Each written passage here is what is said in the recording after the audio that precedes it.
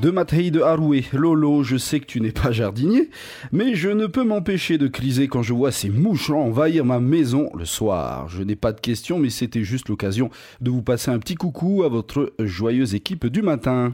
Bonjour Mattei, bonjour à tous. N'empêche qu'on en parle beaucoup de cette peste volante qui n'est pas arrivée en Polynésie par la douane. Il s'agit donc de la dernière tendance de la collection insectes en cette fin d'année 2014, la mouche des terreaux, à ne pas confondre avec la mouche d'homo.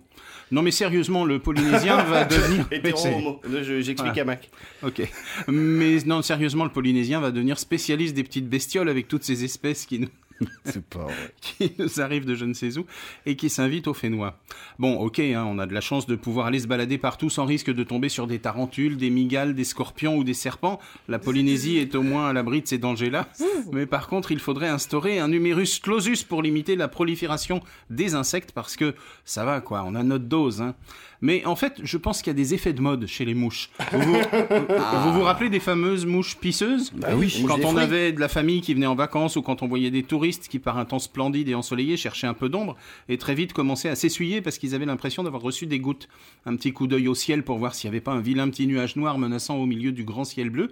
Et puis non, il faisait vraiment très très beau, mais ça venait des arbres et de ces fameuses mouches pisseuses, également appelées cicadelles. Et on avait réussi à détruire les remparts de la cicadelle grâce à un bataillon d'expendables volants, les micro-guêpes, la guêpe nano en quelque sorte, qui avait maté cette invasion de saleté qui donnait l'effet inverse des couches pour des bébés et de leurs petites fesses qui, même mouillées, restent sèches, tandis que nos touristes c'était l'inverse, même secs, ils étaient mouillés. Mais ça c'était avant. On passera sur le cas douloureux évidemment du fléau de la fourmi de feu en regrettant qu'il n'y ait pas un lâcher de giga-frelons qui boufferait la fourmi de feu une fois pour toutes. Pour en revenir à la mouche, on a eu des cas d'observation de mouches tsetse du côté de l'Assemblée de Polynésie qui avait touché certains élus. On se souvient de clichés montrant Fernand Romatarwa ou Marcelin Lisan en plein roupillon, visiblement piqué par la mouche du sommeil. Et donc nouvelle invasion, donc cette fois la mouche des terreaux. Apparemment c'est pas un phénomène venu d'ailleurs, c'est né ici, mais alors comment s'organisent les bestioles pour proliférer maintenant comme ça d'un coup ?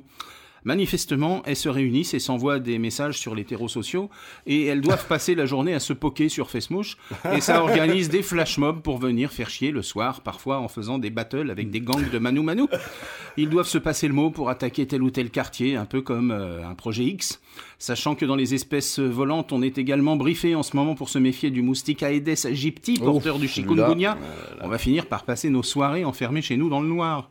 Après enquête, il ne s'agirait pas d'un complot ourdi par le lobby des importateurs de raquettes électriques, ce serait plutôt un phénomène saisonnier.